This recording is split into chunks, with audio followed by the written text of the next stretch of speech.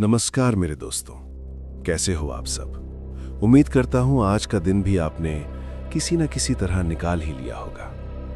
रात का वक्त थोड़ा अलग होता है। दिन में हम हंसते हैं, बात करते हैं, लेकिन रात को हम सिर्फ महसूस करते हैं। कुछ यादें, कुछ लोग और कुछ आवाजें जो सिर्फ रात को वापस आती हैं। अगर आप भी इस वक्त अकेले हो या बस किसी कहानी के साथ थोड़ा वक्त बिताना चाहते हो तो थोड़ी देर मेरे साथ बैठ जाओ। मैं हूं राजेश और आप देख रहे हो खामोश रात। आज की कहानी सिर्फ भूत की नहीं है, ये कहानी है एक माँ की। क्योंकि कुछ माएँ मरने के बाद भी माँ बनना छोड़ नहीं पाती। ये कहानी है एक घंटी की जो हवा से नहीं, हाथ से नहीं, पर यादों से बजी। और जब वो घंटी रात के 2:10 पर बजी, तब सिर्फ आवाज नहीं आई, तब एक सच बाहर आया। इंडोनेशिया के एक छोटे से गांव में एक पुराना लकड़ी का घर था।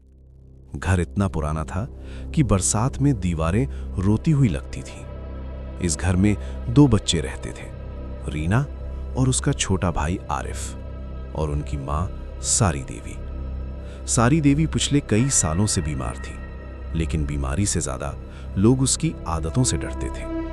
वो रात को सोते वक्त घर के सब दरवाजे बंद करवाती, दिया जलाकर रखती और अपने कमरे के बाहर एक पीतल की घंटी लटका देती। माँ कहती थी, ये घंटी सिर्फ आवाज नहीं है, ये रक्षा है। बच्चे हमेशा हंसते थे, लेकिन माँ कभी हंसी नहीं।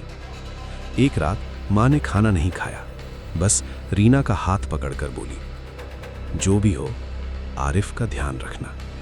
और उस रात माँ की सांस रुक गई। ना कोई चीख, ना कोई शोर। गांव के लोग बोले, लाश को सुबह तक घर में ही रहने दो।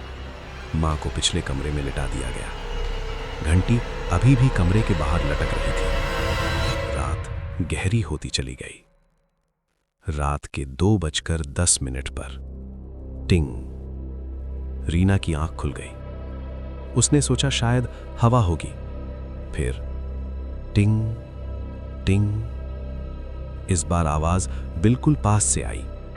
रीना उठकर बैठी, उसका गला सूख गया। तभी उसने मां की आवाज सुनी, रीना। आवाज धीमी थी, पर बिल्कुल पहचानी हुई। रीना रो पड़ी। उसे समझ आ गया, मां जिंदा नहीं है, लेकिन मां चली भी नहीं गई।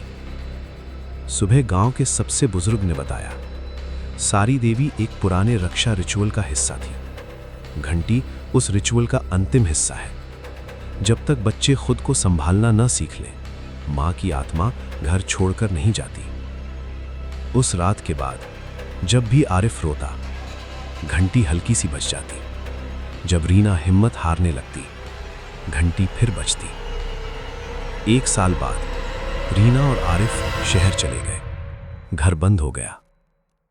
लेकिन गांव के लोग कहते हैं, आज भी जब रात को उस घर के पास से गुजरते हैं और किसी मां को अपने बच्चे के लिए चिंता करते देखते हैं, घंटी की आवाज हल्की सी सुनाई देती है। शायद वो भूत नहीं थी, शायद वो बस मां थी।